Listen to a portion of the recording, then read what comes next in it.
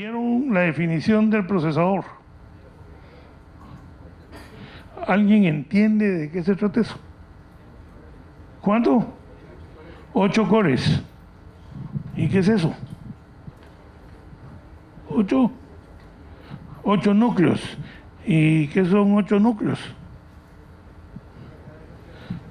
Espéreme un momentito. Hábleme despacio.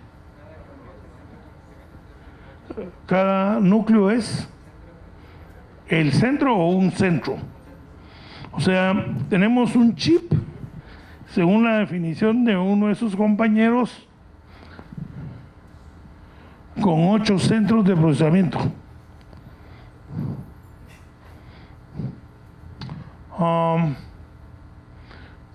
Aquí enseñamos en la carrera de Ciencias de la Computación, mal llamadas sistemas, ¿okay? Sistemas operativos. Entonces, hablamos de sistemas operativos y desarrollamos sistemas operativos para un procesador central. Aquí tenemos un teléfono de a 3,000 quetzales que viene con 8. ¿Ok? Es para que tengan un feeling de lo que vamos a ver entre un ratito, después de la presentación del ingeniero Peñalosa, del grotesco poder que ustedes tienen en sus manos para hacer maravillas. La semana entrante van a ver con el ingeniero Baeza. Entonces, dentro de 2 semanas o 3, con el ingeniero Arafat, van a ver inteligencia artificial. Entonces, el problema que tenemos es que no podemos hablar de evolución de la tecnología sin hablar de las cosas que ya están acá. ¿Ok? Nosotros les vamos a dejar como una inquietud, ¿verdad? Que se los van a poner en el GES un par de direcciones en el cloud de Google para que ustedes puedan desarrollar por sí mismos su máquina de aprendizaje con la data que quieran y como quieran. No estamos hablando de ciencia ficción.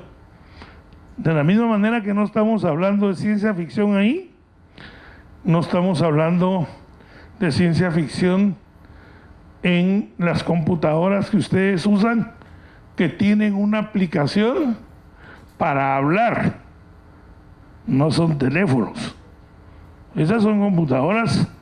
Se dice que el iPhone de hace un buen número de años, o sea que el que salió hace 10 años, tenía más poder de tecnología que lo que tenía el cohete que aterrizó en la Luna en 1969. Es para que tengan un feeling de dónde están. Como aquí hay muchos deportistas, ¿ok? De seguro han oído hablar de Eric Barrondo. Si están conmigo, han oído hablar de Eric Barrondo. Eric Barrondo dice que todos los días hay milagros. Lo que pasa es que no los vemos.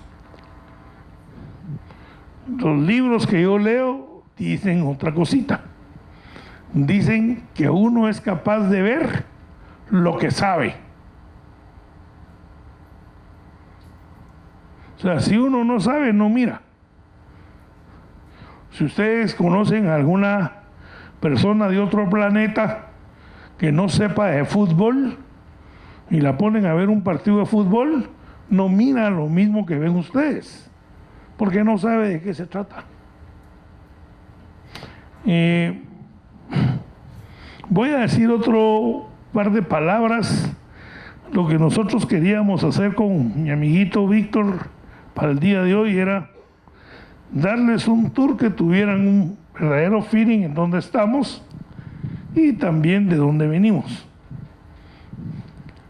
Hace muchos años, cuando ustedes no habían nacido, en 1979,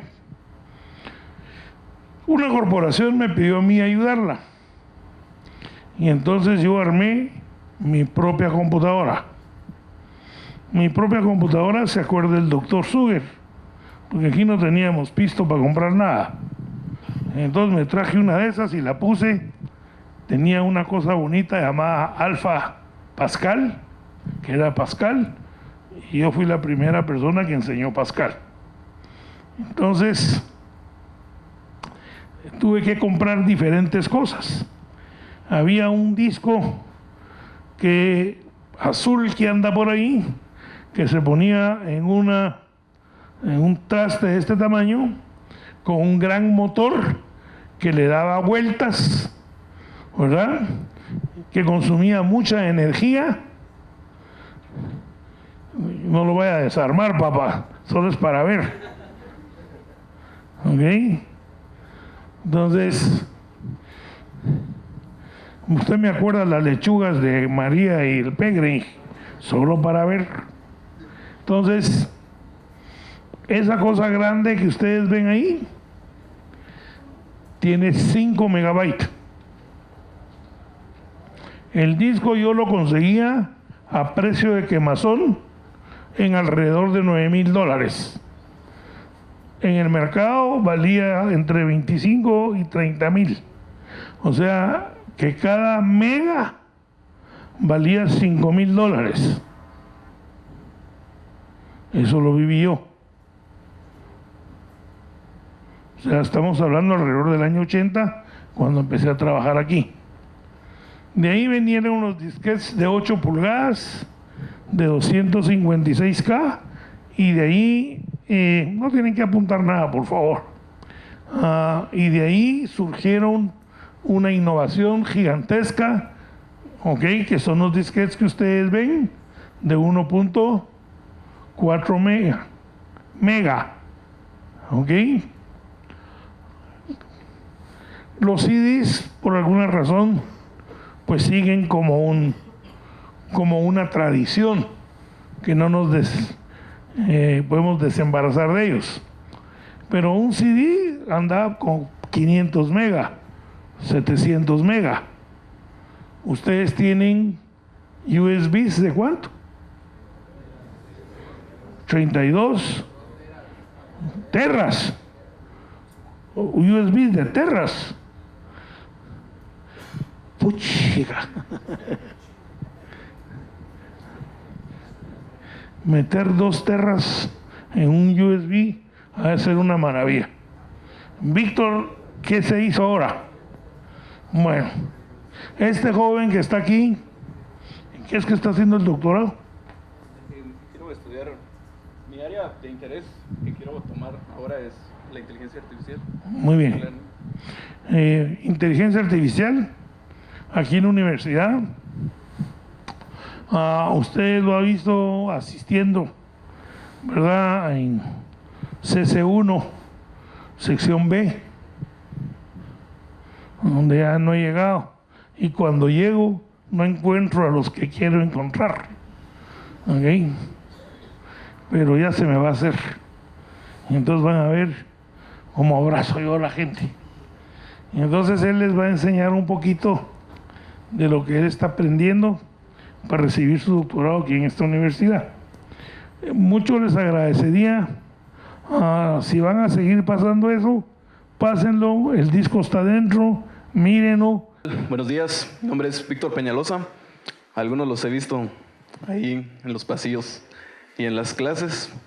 A mí no creo que me hayan visto, no sé, pero bueno, yo quiero hablar con ustedes una charla así pues como de compañeros, ¿verdad?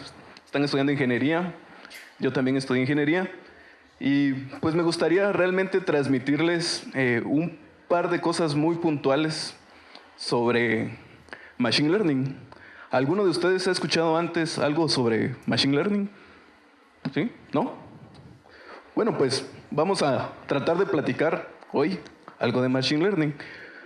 Yo lo que quiero es empezarles a hablar cómo fue que empezó todo esto.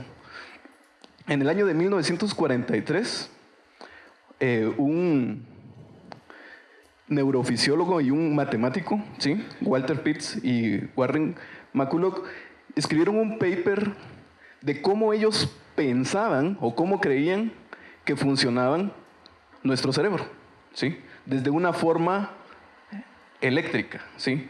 Con impulsos eléctricos. Entonces ellos escriben un paper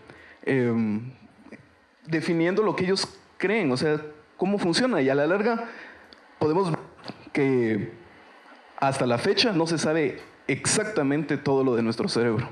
Ellos tenían la idea de que si entendían el cerebro a su totalidad, iban a poder entonces atacar las enfermedades que son, pues, de la mente, ¿sí? Porque si sabes cómo funciona un sistema, lo puedes reparar. Esa era la idea, ¿sí? Luego, también otra persona escribe un libro que se llama La organización del comportamiento. Y él tiene una frase que dice: las neuronas se activan, ¿sí? Las neuronas que se activen juntas al mismo tiempo se unen. ¿Qué quiere decir él con esto?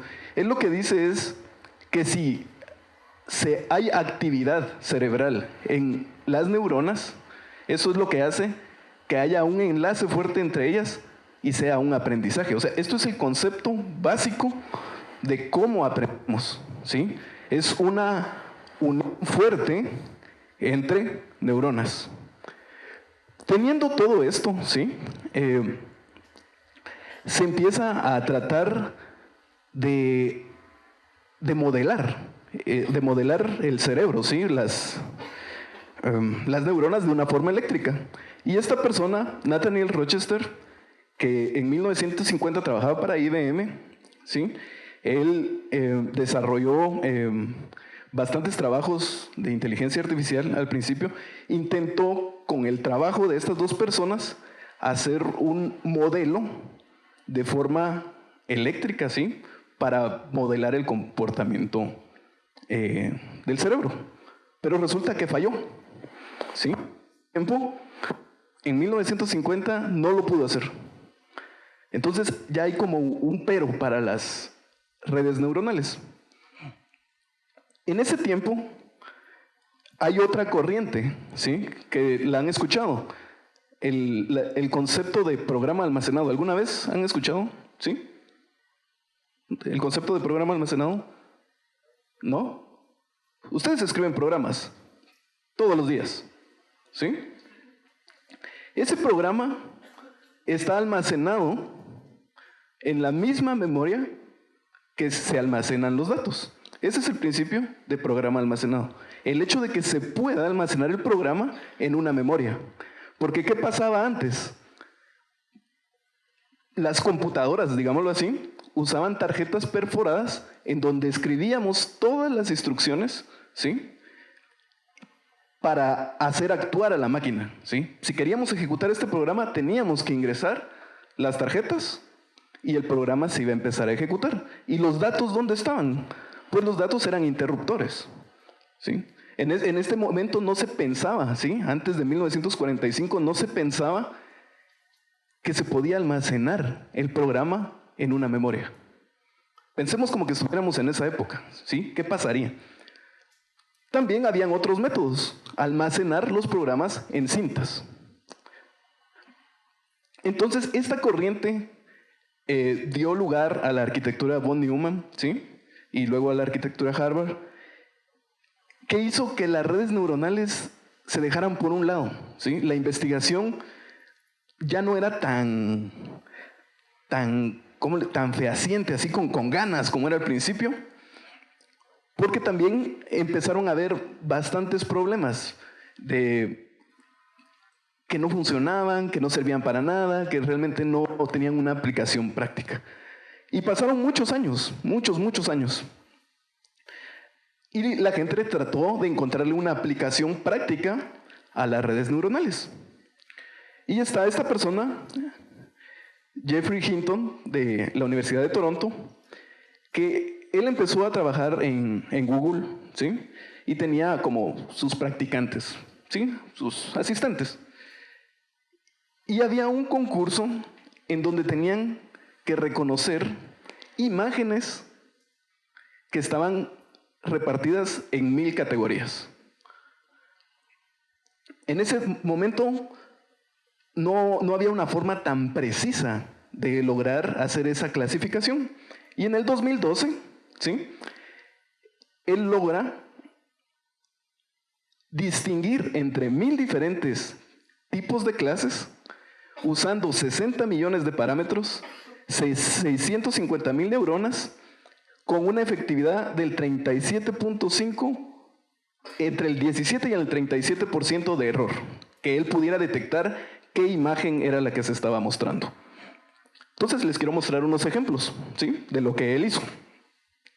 Yo creo que son cosas que ahorita nosotros damos por hecho. Pues reconocer una imagen es muy sencillo, pero vamos a ir avanzando. Veamos el primer ejemplo que él muestra. ¿Sí?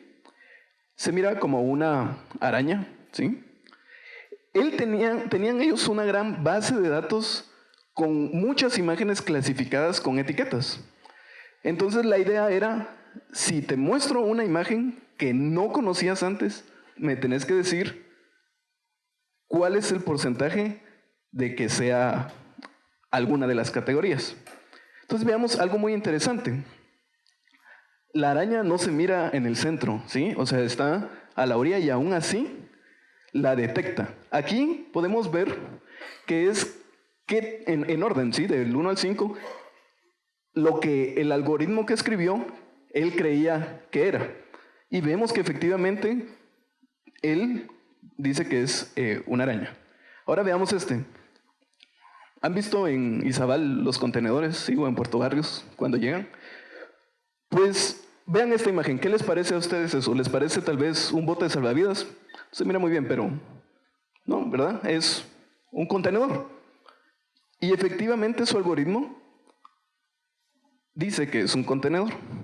Y así hay varios ejemplos, pero hay ejemplos curiosos. Por ejemplo, veamos esto. Les muestro esta imagen. Si se las muestro a ustedes y les digo, me tienen que decir qué imagen es esta, ¿qué me dirías tú? Que es un carro descapotable, ¿verdad? Sí, no tiene. Pues esta imagen la habían etiquetado como una persiana, ¿sí? La persiana de los carros, la que va adelante. Pero el algoritmo, ¿sí?, no lo hizo bien, porque el algoritmo dijo que era un convertible. Pero ellos habían etiquetado esa imagen como que era una persiana. Entonces son cosas que tenemos que ir observando. ¿Quién estará mal? ¿El algoritmo o la forma en que etiquetaron esa imagen? ¿Sí? Veamos otro ejemplo. Por ejemplo, aquí hay... A ver, si te digo, ¿qué ves en esta imagen? Si te digo, ¿qué ves? Un perro. Entonces, si yo te preguntara, clasificar esta imagen en una categoría, es un perro, ¿sí? Pues resulta que tiene unas cerezas enfrente, ¿sí?, ¿verdad? Y habían etiquetado la imagen como cereza, pero el algoritmo dijo que era un perro dálmata, ¿sí? Hay cosas bastante curiosas. Ahora, veamos esta. No se mira muy bien, está un poco así, pero etiquetaron esa imagen como el gato de Madagascar, ¿sí? Yo no sé si existe un gato así, pero me imagino que fue por la película. Y resulta que el algoritmo dice que es un mono ardilla, con bastante intensidad, sí, o sea, de acierto. Entonces, la pregunta es, ¿cómo funciona este algoritmo? Porque veamos realmente la imagen de un mono ardilla, que es esta, ¿sí? Y lo que ellos etiquetaron como un gato de Madagascar es un lemur, pero es bastante similar. Entonces, el algoritmo tiene como cierta certeza. Podría decir que tal vez no está tan equivocado del todo. Bueno, entonces, al ver eso, ellos ganaron un concurso, ¿sí? Empezaron a ver que había utilidad en esto, ¿sí? Y había algo que no se podía hacer antes y con la forma como él la desarrolló, se logró hacer. Entonces, solo quiero explicarles ¿qué es lo que él hizo más o menos para llegar a ese punto? Podemos decir que Machine Learning es una subárea, ¿sí?, de la inteligencia artificial. ¿En qué se enfoca? Se enfoca en escribir programas, ¿sí?, que puedan aprender en base a ejemplos y la experiencia. Es muy parecido a la forma en cómo nosotros los humanos aprendemos, ¿sí?, en base a lo que hacemos repetidamente, a lo que nos pasó en nuestras vidas anteriores. Al principio, ¿sí?, los algoritmos de inteligencia artificial estaban basados en reglas. Y aún así se lograron hacer cosas muy, muy buenas. Por ejemplo, se logró hacer que Deep Blue, ¿sí?, ese nombre le pusieron, pudiera ganarle unas partidas de ajedrez a un profesional, ¿sí? Pero esto no funciona con aprendizaje, ¿sí? ¿Alguien de ustedes ha escuchado fuerza bruta? ¿Sí? Bueno, fuerza bruta es intentar algo, como dice su compañero, haciéndolo, buscando como muchas formas posibles, ¿sí?, de resolverlo hasta encontrar realmente la solución, ¿sí? Entonces aquí lo que usaron fue fuerza bruta para lograr hacer al jugador. ¿Qué hicieron? El ajedrez tiene unas reglas bien definidas. Entonces, todas esas reglas las programaron, ¿sí? Y lo que hicieron fue que usaron un algoritmo que se basa más o menos en la forma como jugaríamos nosotros. Es decir, cuando hacemos una jugada, ¿sí?, esperamos que la otra persona haga la jugada que nos va a causar mayor daño, ¿sí?, que nos va a hacer perder más. Entonces, el algoritmo de ellos evaluaba todas las jugadas posibles que el contrincante iba a hacer, ¿sí? Ya que evaluaron todas las jugadas posibles, ellos escogen una que, pensando que el otro jugador va a ser la peor, a mí me cueste menos. Pero eso es un gran árbol que se tiene que formar para ver todas las posibilidades y todas las jugadas que pueden haber. Entonces esta computadora usaba mucho procesamiento, pero estaba todo definido en reglas. Ahora, con DeepMind de Google en el 2015, fue la primera vez que un algoritmo, ¿sí?, le gana a una persona real, profesional, en el juego de Go.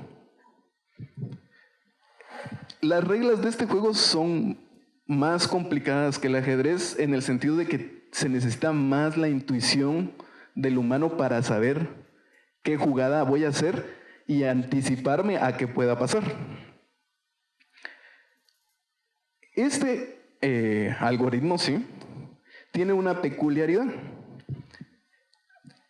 Lo que hicieron fue, basado en registros de juegos que ya tenían anteriormente, de todos los movimientos y todas las jugadas, alimentaron el sistema, ¿sí? O sea, aquí podemos decir que capturaron la data, ¿sí?, y entrenaron el sistema haciendo uso de todas esas jugadas que ya existían. Después, lo que hicieron, como segundo paso, es poner a jugar a su mismo algoritmo contra él mismo, para lograr mejorar la forma en que éste jugaba. Esto tiene una gran implicación, ¿sí?, porque decimos, esto pues solamente es un juego. Lo interesante de esto es que no hay un conjunto de reglas escritas de cómo jugar, sino vamos a ver más o menos cómo funciona. Y tiene otra cuestión. el mismo algoritmo, ¿sí?, que se utiliza para jugar Go, también puede servir para que juegue videojuegos de Atari. Y también se puede utilizar para muchas más cosas que les voy a hablar. Entonces aquí hay una cosa. Puedo escribir un programa que funcione para resolver múltiples casos, no solamente uno en particular. Entonces, como les había dicho, la idea del Machine Learning es aprender en base a ejemplos y experiencias. Vamos a intentar hacer algo. Si te pregunto, ¿puedes distinguir cuál es la manzana y cuál es la naranja? ¿Fácilmente o te cuesta? Muy fácil. ¿Sí? No, es muy sencillo para nosotros los humanos. Entonces creo que lo vemos como muy trivial. Entonces, escribir un programa que me diga si eso es una manzana o eso es una naranja. ¿Sí? Entonces, para nosotros como humanos es trivial. Pero ahora veámoslo desde el punto de programación. ¿Sí? A ver, ya llevaste CC1 y CC2. ¿Sí? Con lo que has aprendido, en una forma breve, así, o sea, una idea así puntual. Si te digo que escribas un pequeño programa sencillo, ¿sí?, en el cual yo te mando dos imágenes y puedes distinguir si es una manzana o una naranja, ¿cómo harías? No sé, tal vez solo las diferenciaría por el color. Solo por el color. ¿Sí? No, es buena idea, buena idea. Lo que podemos hacer es ver qué tanta cantidad de anaranjado hay aquí y ver qué tanta cantidad de anaranjado hay aquí. Y esa diferencia nos ayudaría a saber si es una manzana o es una naranja. ¿Sí? ¿Otra forma? ¿Alguna forma? El tamaño. Muy bien. El tamaño.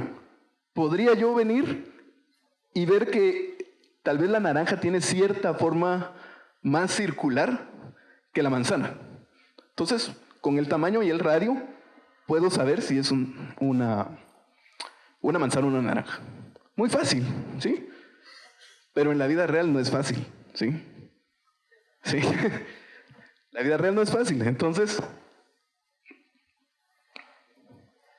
¿qué pasa si las imágenes están en blanco y negro? Por la forma de la fruta. Entonces, tu idea es que sigamos los contornos y tratemos de ver el parecido, ¿verdad? Tendríamos que almacenar todos los contornos. Primero lograr detectarlo. Pero ¿qué pasa si hay otras imágenes atrás? Por ejemplo, un campo, no sé, una persona que tiene la mano aquí, ya se vuelve un poco más complicada la lógica de cómo lo programaría. Detectar los bordes, ¿sí? Es una tarea un poco complicada, pero sí, es buena idea, ¿sí? Es muy buena idea. Ahora veamos otra cosa. ¿Qué pasa si tenían que detectar que era una manzana o una naranja con las ideas que ustedes tienen y si aparece una fruta nueva? Entonces, ¿cómo sé yo que esta no es? Sí, pero yo no puedo venir y pretender registrar todas las frutas y que puedan aparecer. Y eso que no nos hemos metido al sentido de que esta fruta puede estar así, puede estar rotada, puede tener 2 bananos, puede tener 3, ¿sí? Es una cosa compleja. Entonces yo lo que quiero que vean es que realmente programar eso no es una tarea trivial como creemos. Es que solo hiciste un clasificador que me dice si es manzana o naranja. Eso es fácil para nosotros, es trivial. Pero para las computadoras es realmente complicado. Entonces esto se vuelve un problema de clasificación, ¿sí? Veamos estos problemas de clasificación de una forma como una abstracción, ¿sí? Pensemos que hay una función, ¿sí? Hay una función a la cual yo le ingreso la imagen, ¿sí? Y él se encarga, la función se encarga de devolverme una etiqueta de lo que es, ¿sí? En este caso es una manzana. Entonces, nuestro clasificador va a hacer eso, ¿sí?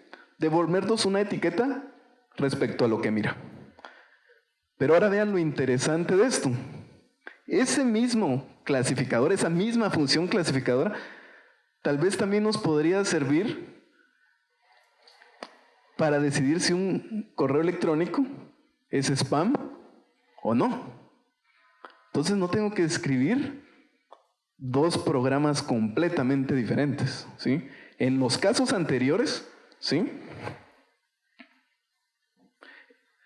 Si hacían el programa para manzanas y naranjas, detectando los bordes, los colores y los tamaños, si ahora les digo, bueno, ahora háganme un programa que detecte los tipos de carro que hay, ¿sí? Modelos de carro.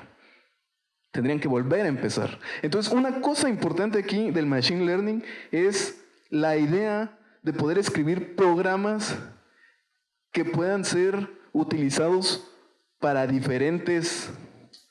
solucionar diferentes problemas. Claro, muy parecidos, pero a la larga diferentes. Esto es lo que se llama aprendizaje supervisado, ¿sí? Lo que vamos a hacer es, como ya tenemos una gran base de datos, diciendo, esto es una pera, esto es una manzana, esto es una naranja, vamos a crear un clasificador, ¿sí? Que va a encontrar patrones en los ejemplos. Nosotros no tenemos que escribir si la manzana es grande, si la manzana tiene un radio entre 2 y 3 centímetros, no tenemos que escribir nada de reglas, ¿sí? ¿Hasta aquí estamos bien? ¿Entienden la diferencia? ¿Sí? Entre escribir todas las reglas y escribir un programa que no hace uso de ellas. Aquí hay como una receta. Entonces, los 3 pasos que debemos de tomar. Uno es recolectar toda la cantidad de datos, ¿sí? Que estén etiquetadas, que nos van a servir para entrenar nuestro sistema. Lo bueno de eso es que ahora, con la gran cantidad de datos que se generan día a día desde los teléfonos que usan, las redes sociales, los mensajes que mandan por WhatsApp, las fotos que suben a Instagram, toda esa información nos permite tener esa gran cantidad de datos. El segundo paso para hacer esto es como una receta, ¿sí? Es entrenar a nuestro clasificador, ¿sí? Que haga uso de los ejemplos que ya tenemos, lo entrenamos y posteriormente hacer predicciones sobre imágenes que no existían en nuestro conjunto de datos de entrenamiento. ¿Estamos claros los 3 pasos importantes para hacer el clasificador? ¿Sí? Este es un ejemplo, ¿sí?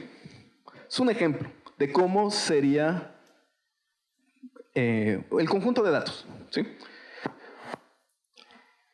Podemos tener características del objeto. Por ejemplo, su peso y su textura. En este caso, por ejemplo, tenemos que pesa 150 gramos, que la textura es como con grumos, ¿verdad? Así como porosa, exacto. Y si tiene esas 2 características, vamos a decir que es una naranja. Ahora aquí hay una cosa muy importante.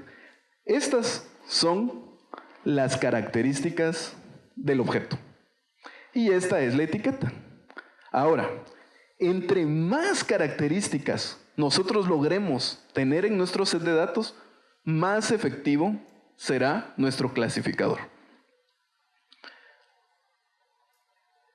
También, entre mayor cantidad de datos que tengamos, la efectividad será mejor, porque va a tener más información de la cual pueda hacer uso. Ahora, aquí hay una cosa. ¿Por qué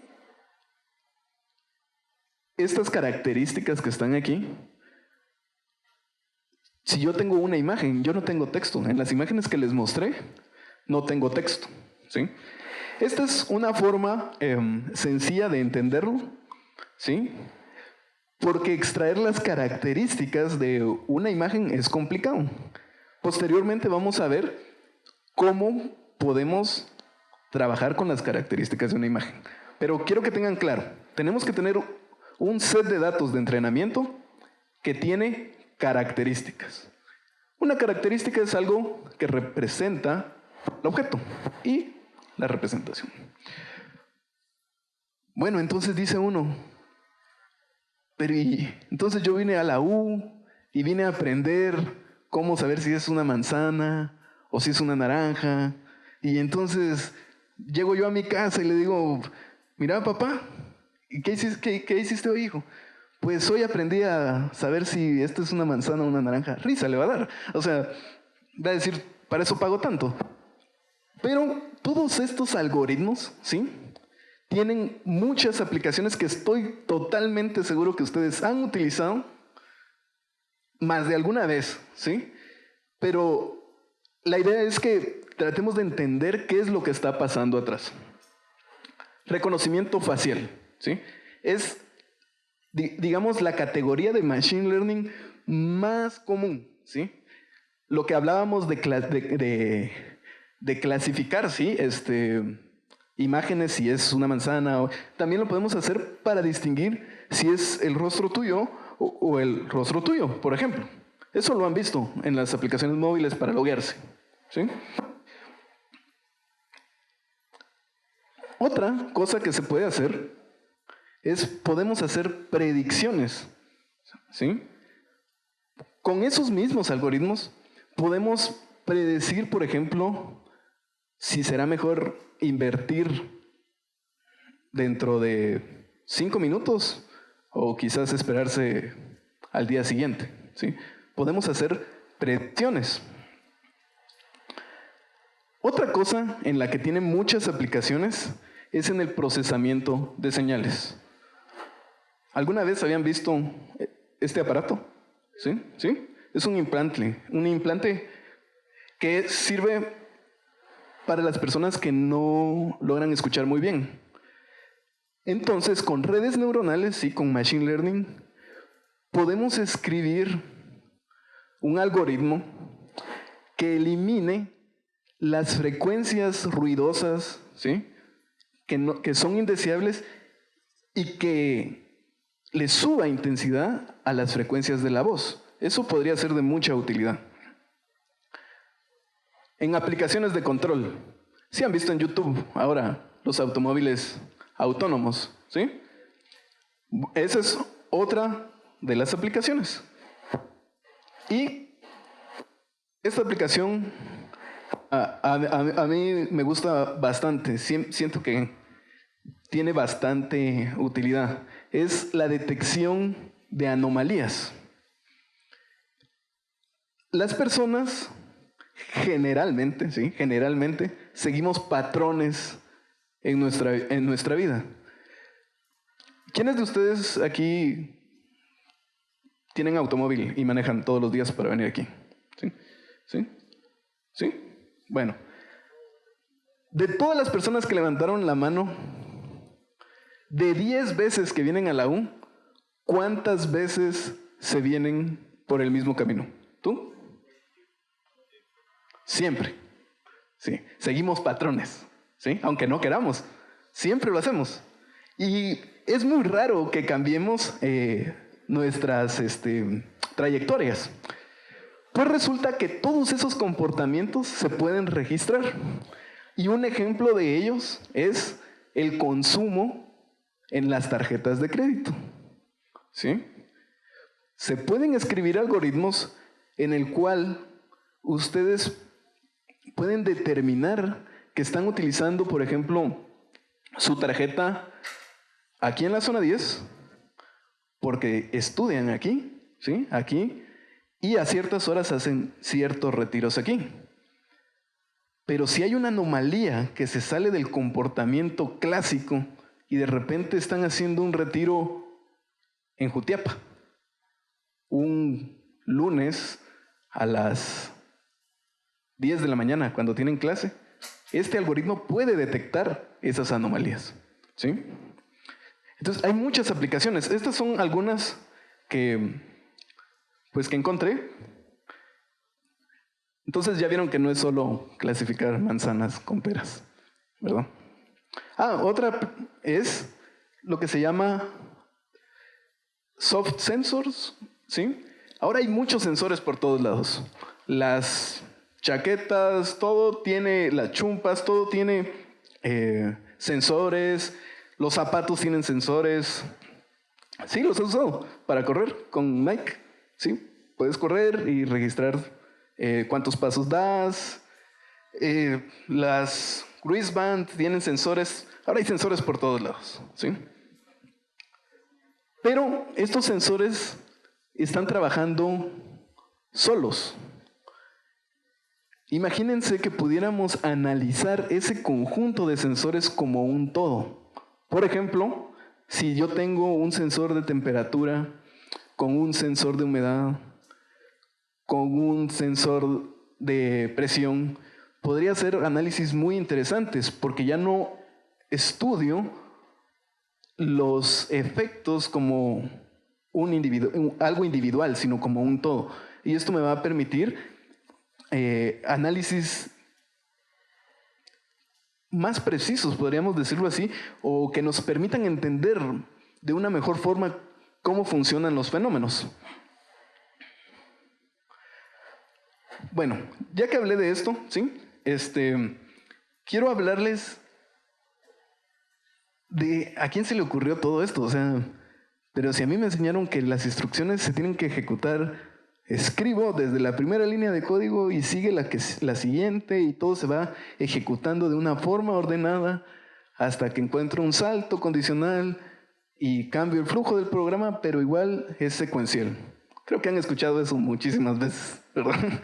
Entonces, pero alguien dice, no, pensemos algo diferente, ¿sí?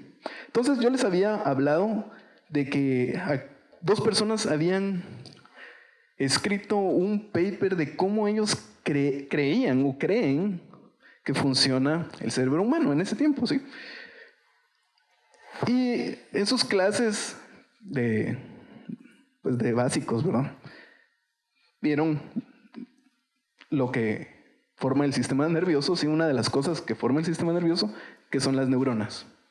Creo que lo habían escuchado alguna vez, ¿sí? Pues resulta que las neuronas están formadas por un árbol de dendritas, así se le llama, ¿sí?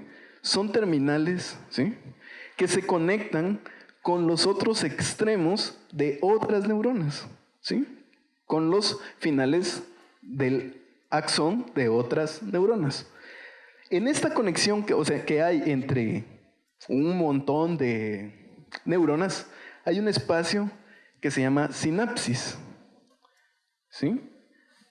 Las neuronas están unidas, pero son individuales, ¿sí? No es que sea algo que esté pegado, ¿sí? Hay un espacio, sí, de separación para hacer la conexión con la otra.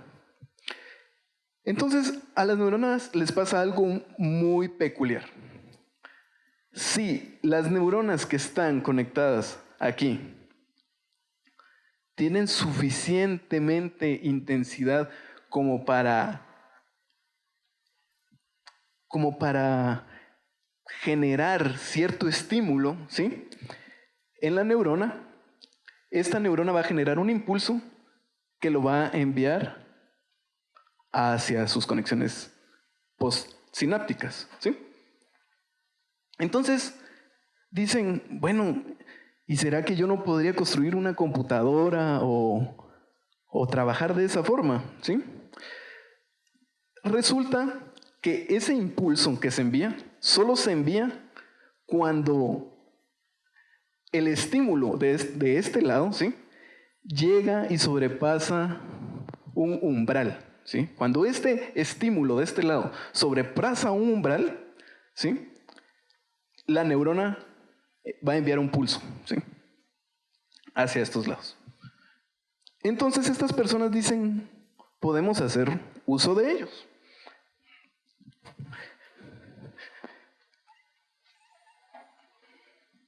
Solo quiero, voy a ver si les puedo mostrar así rápido. Las redes neuronales, ¿sí?, son la base, las neuronas, ¿sí?, las neuronas artificiales son la base, ¿sí?, de las redes neuronales, ¿sí? Es un conjunto de neuronas que nosotros vamos a entrenar para que puedan aprender. Entonces, estas personas, lo voy a tratar de hacer así rápido. Si pueden ver ahí la pantalla, trataron de modelar, ¿sí? ¿Sí se mira la pantalla, no? Ah, bueno, entonces...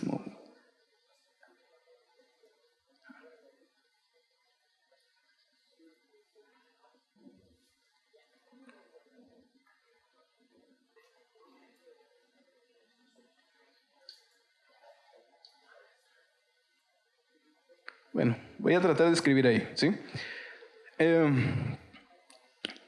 Les dije que el árbol de dendritas, ¿sí?, recibe estímulos, ¿sí?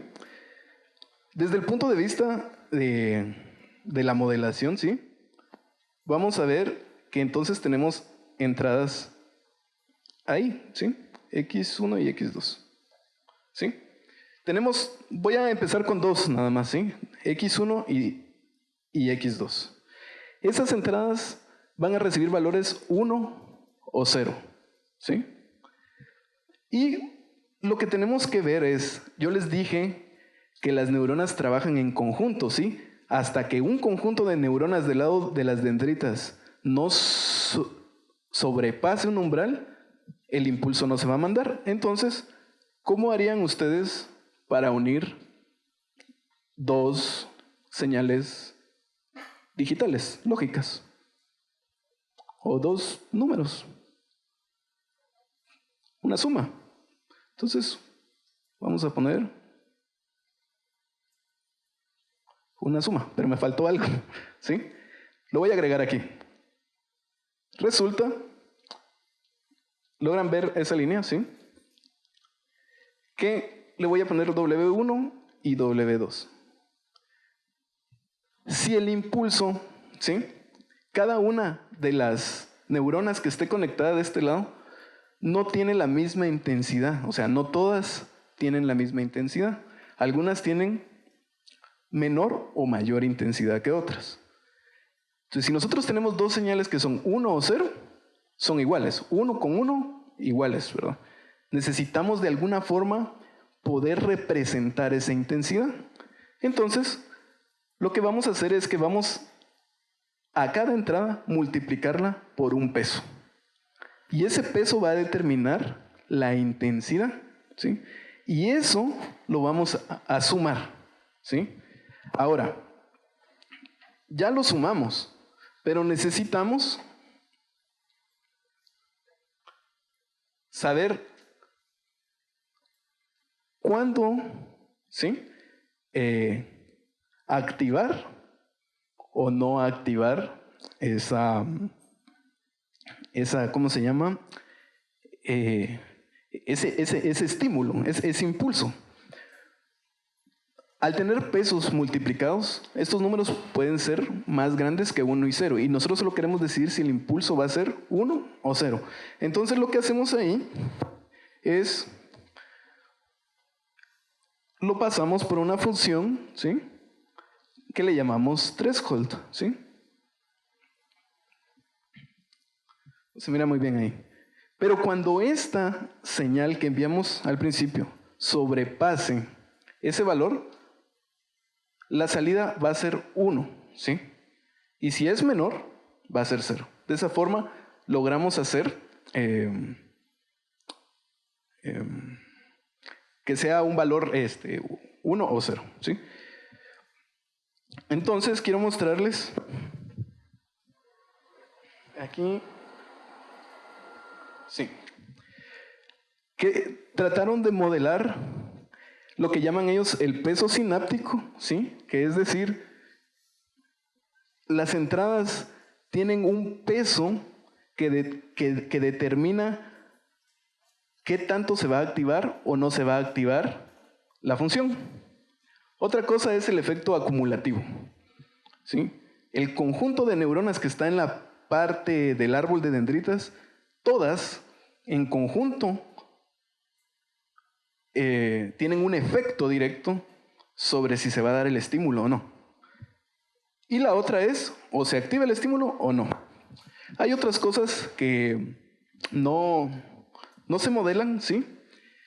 Que es el hecho, por ejemplo, ¿será que tiene alguna influencia en cómo funcionan las neuronas el tiempo en el que llega la señal desde que se envió hasta que llegó? Eso no se modela, tampoco se modela. Hay un periodo cuando las neuronas, estoy hablando de las neuronas biológicas, ¿sí?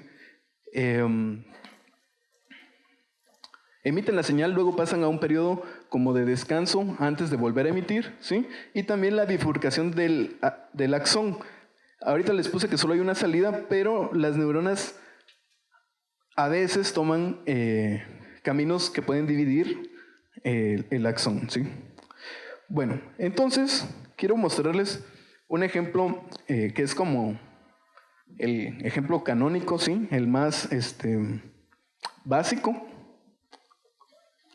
¿Alguien lo había visto ese alguna vez? ¿Sí? ¿No?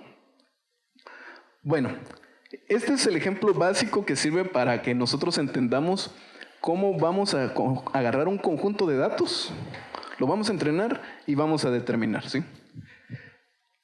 Resulta que hay una base de datos que empezaron a recabar, si no estoy mal, desde 1995, creo.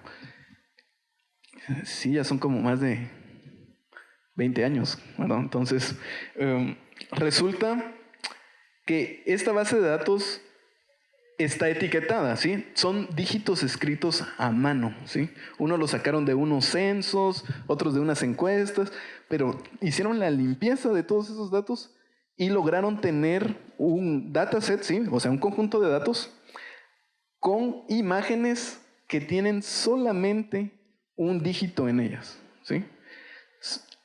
Y estas imágenes están etiquetadas como la tabla anterior que yo les enseñé,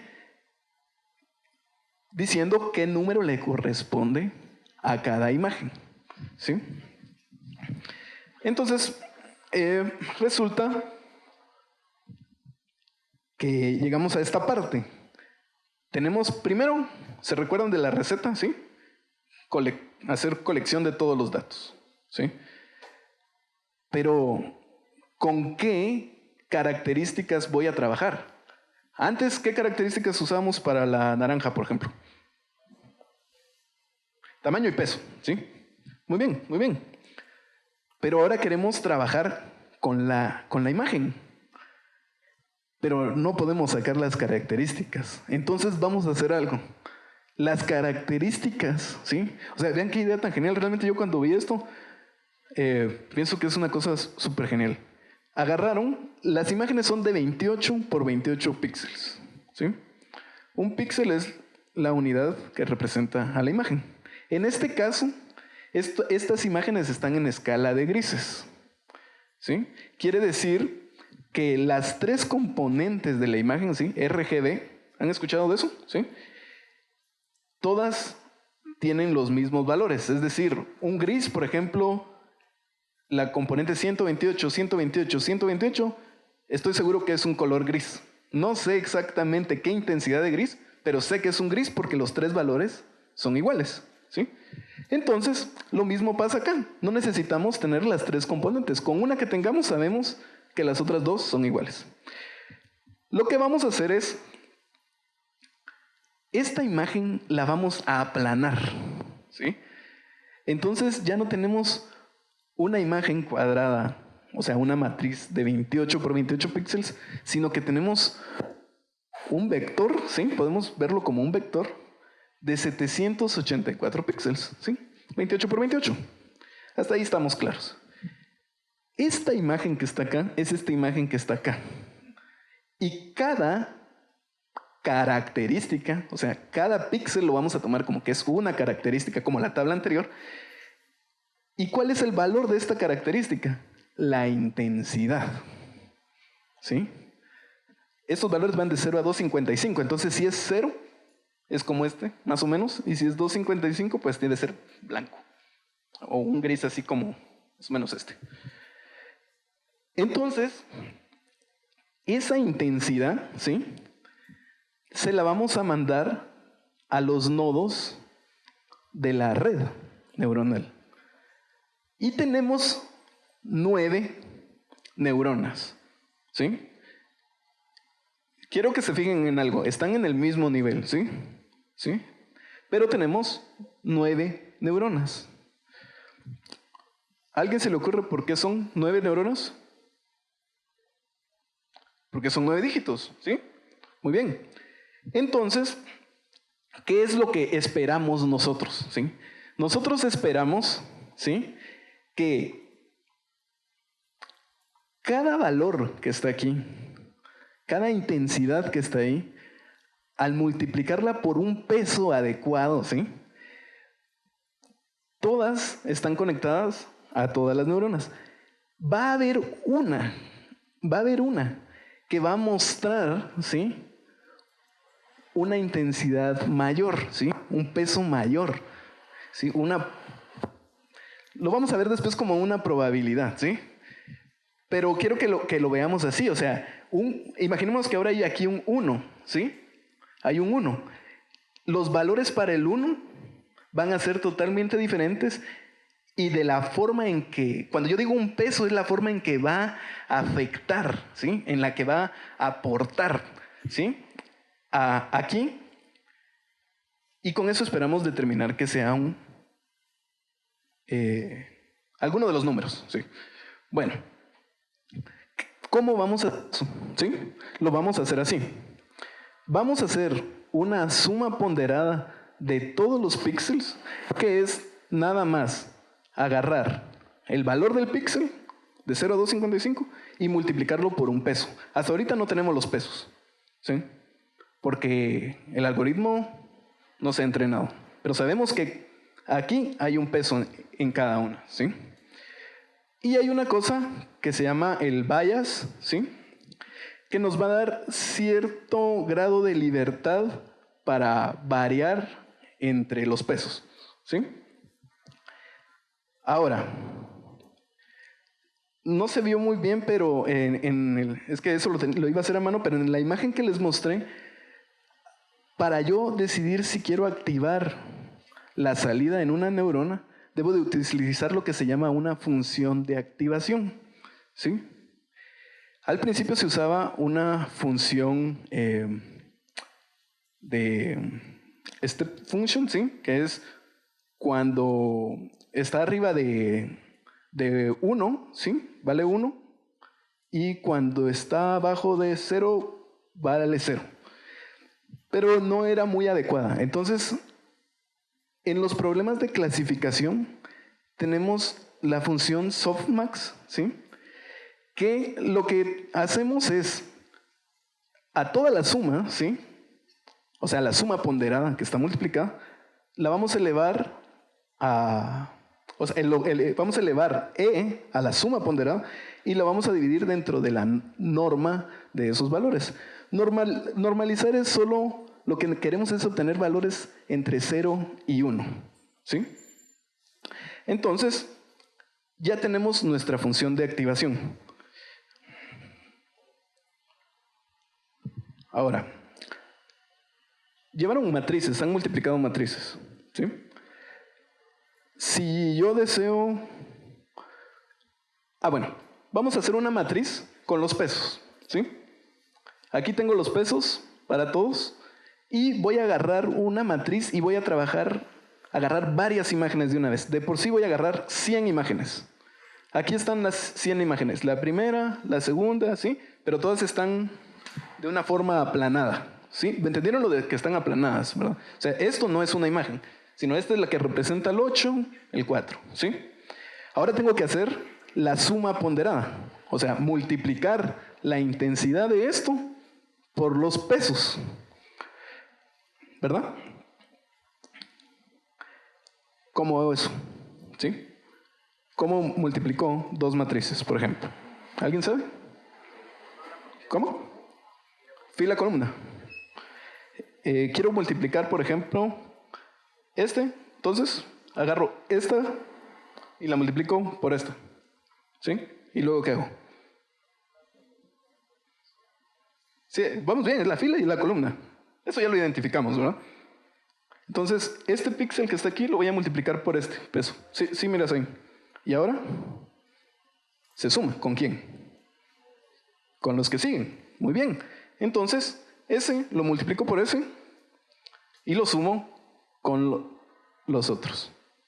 Y eso me da la primera posición. ¿Qué espero entonces? No voy a continuar aquí, pero ¿qué esperaría yo de obtener de esa multiplicación? Multipliqué dos matrices. ¿Qué espero yo obtener? Otra matriz. Entonces, luego debo de sumar el bias, ¿sí? El bias. Entonces agarro y lo sumo. Voy a continuar con la siguiente línea. Esta es la línea de la segunda imagen. ¿Sí? ¿Estamos ahí?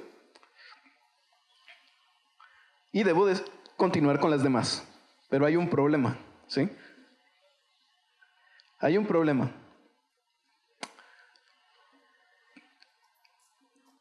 Puedo sumar esta matriz que está aquí con este vector. Este vector tiene 9 posiciones y una sola fila. Y este tiene 100 y 10. Tiene 100 por 10. ¿Puedo sumarle este vector? ¿Por qué?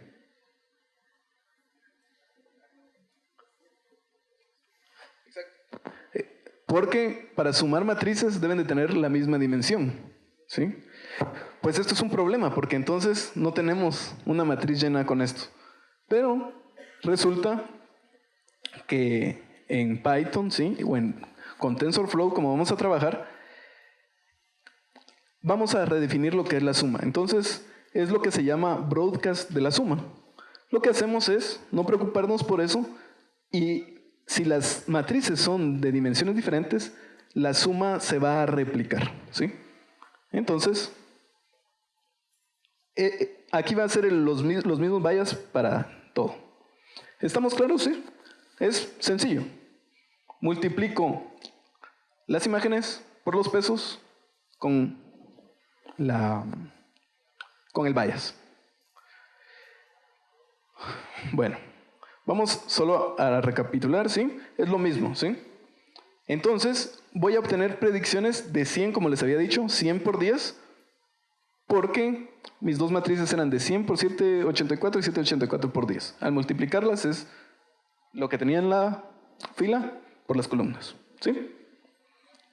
Bueno, pero y entonces, dicen ustedes, este chavo me viene a hablar todo esto, yo creo que mejor hubiera sido que escribiera todas las reglas, ¿verdad? Para determinarlo. Pues resulta que Google liberó una librería que ellos utilizan para hacer machine learning. Y esa librería se llama TensorFlow, ¿sí? Y funciona con Python. Y vean qué sencillo es. Todo lo que vimos anteriormente se escribe con una sola línea de código.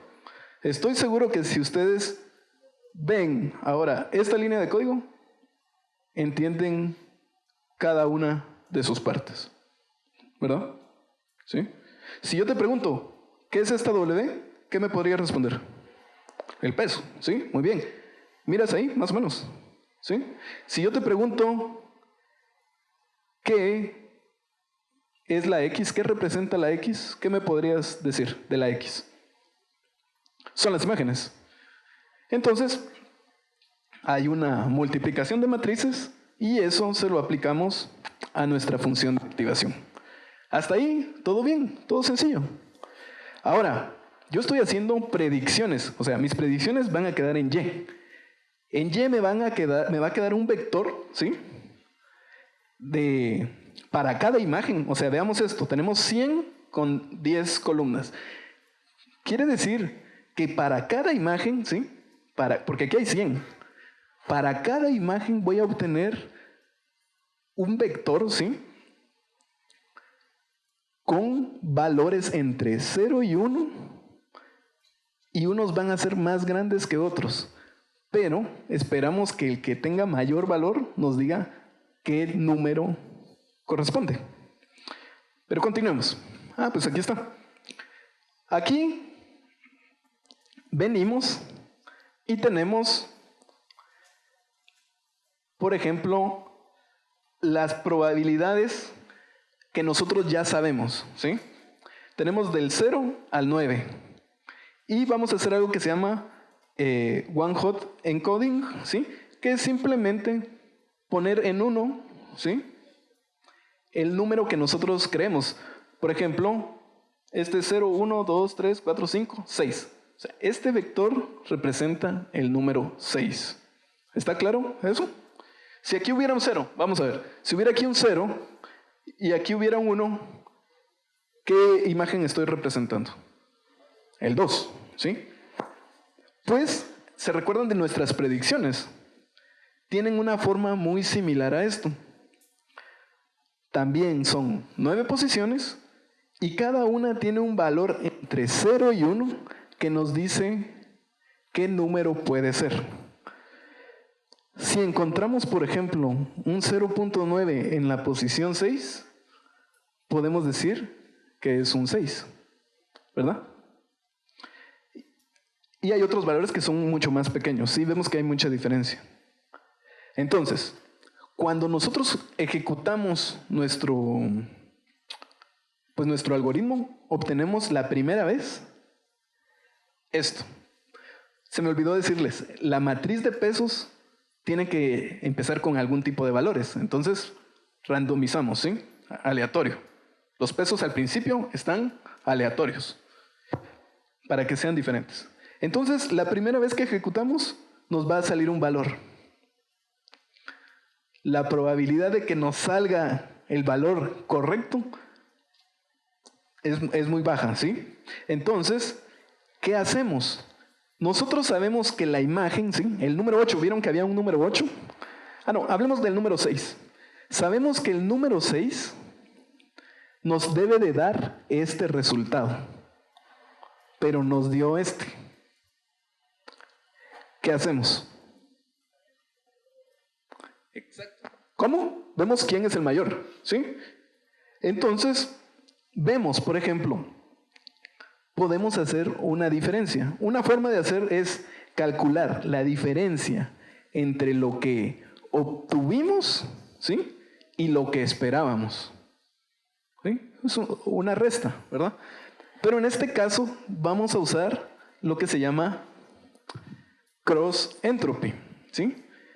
Que es el logaritmo de lo que obtuvimos multiplicado por lo que esperábamos y luego una sumatoria, ¿sí? Y eso nos va a dar qué tan lejos estamos de lo que deseamos obtener, ¿sí?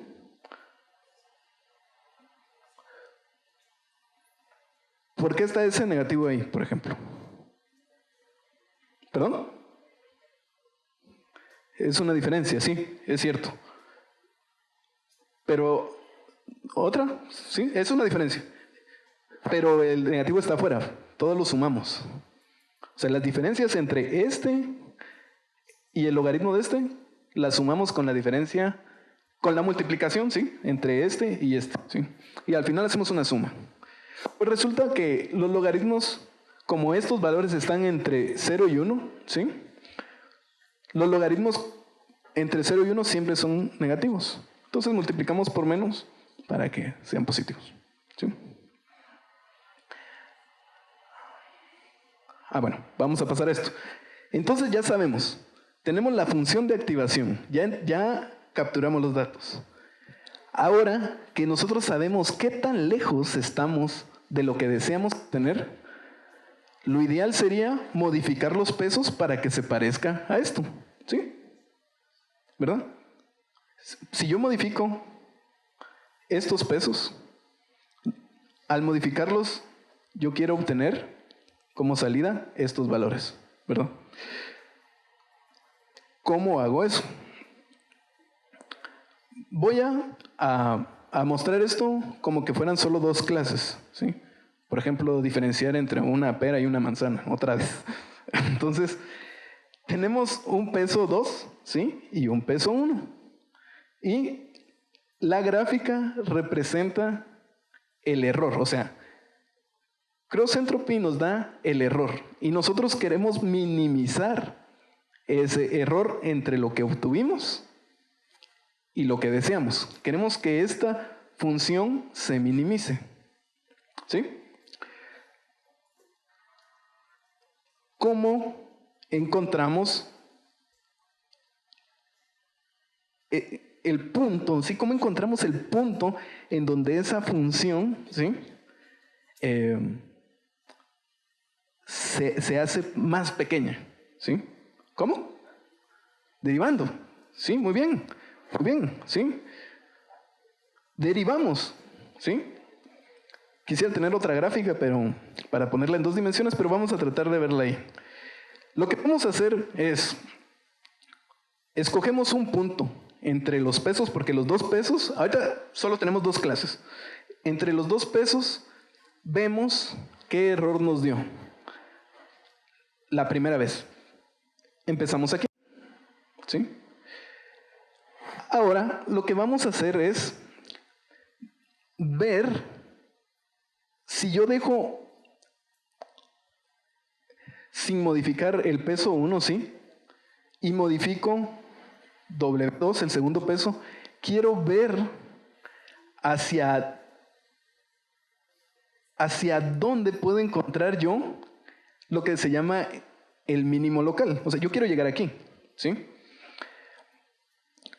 Entonces, lo que hace este algoritmo que se llama gradient descent es calcular las derivadas, ¿sí? Pero son parciales porque son muchas dimensiones, ¿sí? En este caso son, 2 y 3 con el valor, ¿sí? Derivo, ¿sí? Los pesos, ¿sí? Y puedo obtener lo que se llama la gradiente. Imaginen la gradiente que es un vector, ¿sí? Que les indica hacia dónde la función se hace más pequeña. En el caso que yo quiero ahorita, que es minimizar el error, ¿sí? Ese vector me va a decir que el punto está aquí, pero yo me voy a mover una pequeña cantidad nada más, ¿sí? Por ejemplo, vemos que hay 2 puntos mínimos, también puede pasar eso, ¿sí? Hay 2 puntos mínimos en esta función, pero voy a ir descendiendo, ¿sí? Una cierta cantidad tratando de encontrar ese punto. No lo puedo hacer, digamos, ven que el mínimo local está aquí, ¿verdad? Y el vector ya apuntaba hacia aquí, ¿verdad? Yo podría de una vez hacer que este valor se venga hasta acá. Eso se podría hacer, pero daría mucho problema. Imaginémonos una parábola, ¿sí? Imagínense que ustedes están en una montaña, ¿sí? Que tiene 2 valles. Aquí está una montaña y allá hay otra montaña. Y yo quiero llegar allá abajo, ¿sí? Y yo sé que el vector gradiente me dice, el mínimo está allá. Entonces, muévase para allá, ¿sí? Pero si yo doy un salto muy grande, ¿sí? Llego hacia la otra montaña, ¿sí? Y nunca encuentro el mínimo. ¿Más o menos? ¿Sí? Entonces tengo que dar pasos pequeños para ir bajando poco a poco, ¿sí? Hasta encontrar el mínimo. Eso lleva muchas iteraciones, ¿sí? Por ejemplo, aquí 1, 2, 3, 4, 5, 6, por ejemplo, para encontrar el mínimo. Cuando yo encuentre el mínimo, ¿sí? Los valores de aquí se van a parecer mucho a los que yo deseo obtener. ¿Sí?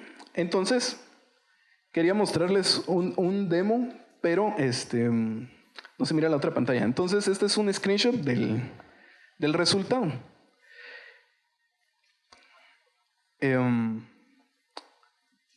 ¿Cómo podemos empezar? ¿Sí? Aquí se miran el conjunto de imágenes, ¿sí?, que se fueron entrenando, ¿sí? Y aquí están unos dígitos que son de prueba para ver qué valores yo obtengo.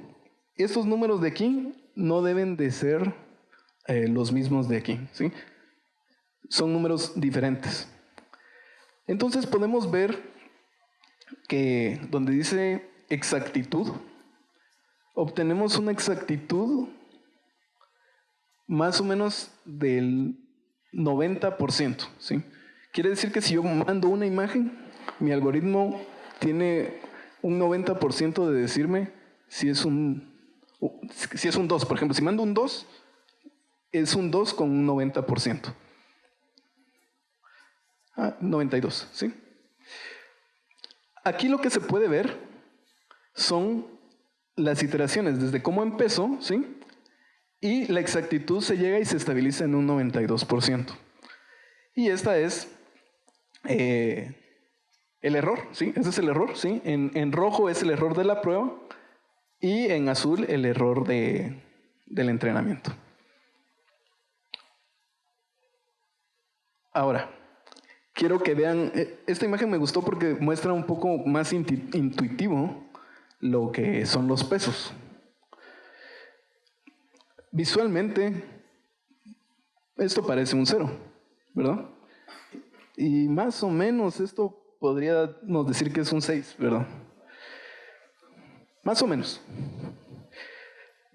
Resulta que lo que está en azul, ¿sí?, son pesos negativos. Y lo que está en rojo son pesos positivos. Es por eso que podemos ver que si hay un 1, ¿sí?, los pesos se marcan mucho aquí porque ahí había un trazo, ¿sí? En un 0, ¿sí?, el trazo está en la parte de aquí, ¿sí? Más o menos logran ver lo que los pesos hacen. Bueno, esto lo quiero pasar así más o menos rápido. Todo lo que hablamos lo podemos ver en 20 instrucciones, ¿sí? Lo que yo voy a hacer es, quiero que todo lo que hablamos lo puedan ver aquí. Tenemos lo que llamamos tensores, ¿sí? Son vectores de muchas dimensiones. Y lo que se llama placeholder, ¿sí?, es lo que vamos a llenar con nuestros datos, ¿sí? Y lo que sea variable, ¿sí?, es lo que queremos que el algoritmo modifique y vaya cambiando. Entonces, tenemos nuestros pesos, los vías y las imágenes, ¿sí? Imágenes de 28 por 28. Y el 1 porque es imagen de escala de grises. Si fuera de colores, es 3. El tamaño de la matriz de los pesos y nuestro vector de vías, ¿sí? Ahora, ¿qué tenemos que hacer? ¿Verdad? Escribir nuestra función de activación. Esa ya la habíamos visto, ¿verdad?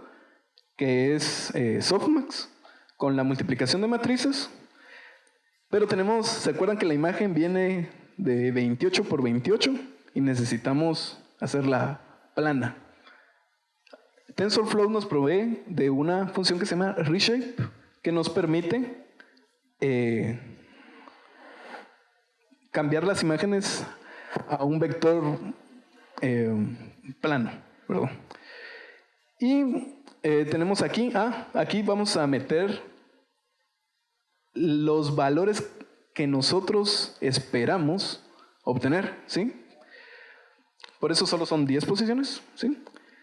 Calculamos el error, ¿sí? Que el error es hacer reducir, ¿sí? Lo que les había explicado del logaritmo por la multiplicación, la diferencia de los dos vectores, ¿se recuerdan? ¿Sí? Está aquí. Y esto es para que se pueda ver la gráfica. Y ahora tenemos que optimizar, ¿sí? O sea, ya calculamos, tenemos que regresar. Y con TensorFlow tiene una función que se llama Gradient Descent Optimizer. Y le decimos aquí qué tan grandes queremos que sean los pasos, ¿sí? En este caso queremos que los pasos sean lentos para podernos aproximar al mínimo de la función. Y luego lo que hacemos es el paso de entrenamiento, ¿sí? La variable que es optimizar, y minimizamos el error, o sea, nuestra función de pérdida. Ahora, hay otra cosa importante aquí. Nadie me preguntó por qué trabajamos con imágenes y grupos de 100 en 100. ¿Cómo? ¿No? ¿Está bien?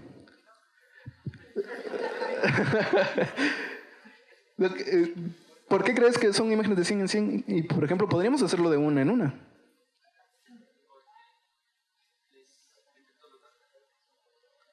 Pero en ese dataset se me olvidó decirles, pero tenemos muchísimos datos, tal vez 10,000 imágenes. Lo hacemos de 10 en 10, de 100 en 100, por dos razones. ¿Sí? Si nosotros hacemos una imagen por una imagen, ¿sí? El mínimo de la función puede variar entre cada imagen. Si agarramos grupos, o sea, un batch, ¿sí? Vamos a tener un consenso entre todas de dónde está el mínimo para un grupo, ¿sí? Y entonces va a hacer que nuestra variación sea menor y va a ser un poco más estable.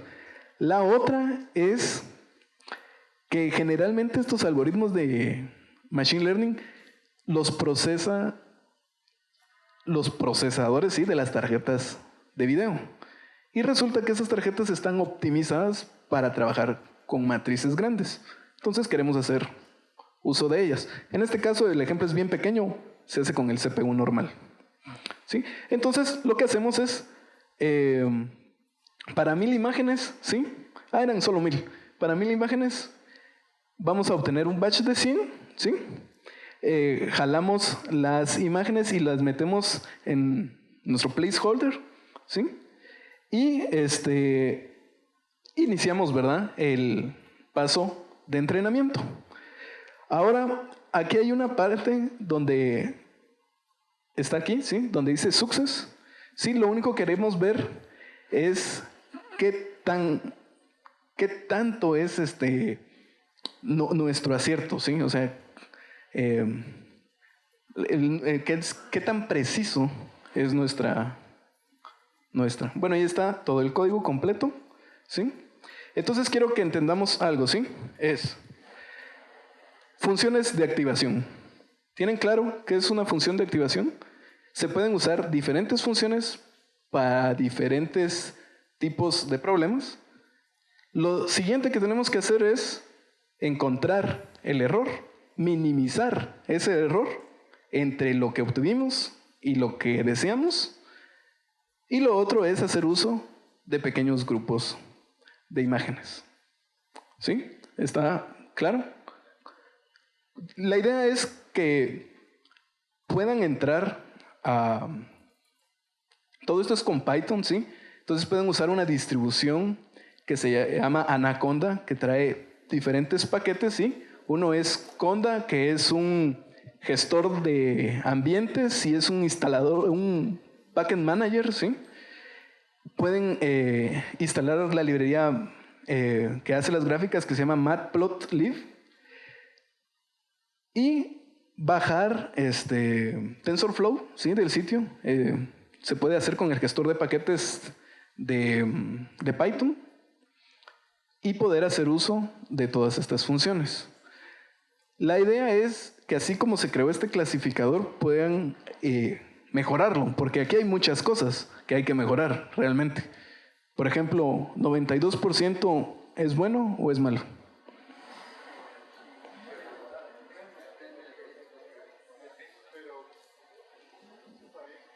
Está bien, pero depende, como no sé quién dijo, pero porque supongamos que esto es las direcciones que alguien escribió a mano en un sobre, ¿sí? Quiere decir que de 100 cartas, 8 van a fallar y puede que lleguen a otro lado, ¿verdad? Entonces depende, ¿verdad? Entonces esto se puede mejorar, pero es el siguiente tema. Lo que quería yo era que vieran que todo lo que está en matemática y eso, que es así como raro, realmente se puede escribir con funciones que creo que entendemos de una mejor manera nosotros, o sea, los que hacemos software, ¿sí? Y creo que ya saben más o menos por dónde empezar para escribir, ¿sí? Otra cosa que les quería decir, ¿sí? Que creo que es muy, muy importante, es, yo creo realmente que las personas más adecuadas para trabajar en esto son todos ustedes que están aquí. Porque si ustedes salen afuera y comparan el conocimiento que ustedes tienen conocimiento en escribir scripts, programación, matemática, ¿sí? Álgebra, y todo esto tiene que ver con eso. Y ustedes lo entienden bien. Al entender bien esto, ustedes tienen algo que yo no sé si realmente lo valoran mucho, pero es conocimiento. Y ahora es la época, ¿sí?, en donde el conocimiento tiene mucho valor. Y estamos tratando de dejar, digamos, no de dejar, sino que pagan menos y es menos valorado el trabajo manual y repetitivo. Y el conocimiento que tienen ustedes para escribir algoritmos, para generar nuevo conocimiento, tiene mucho valor. Y la idea, yo lo que quería realmente era nada más que vieran cómo poder empezar en esto, que esto es lo que está pasando ahora, ¿sí? Y necesitamos ver en qué está trabajando toda la gente para copiarlo y poder después innovar.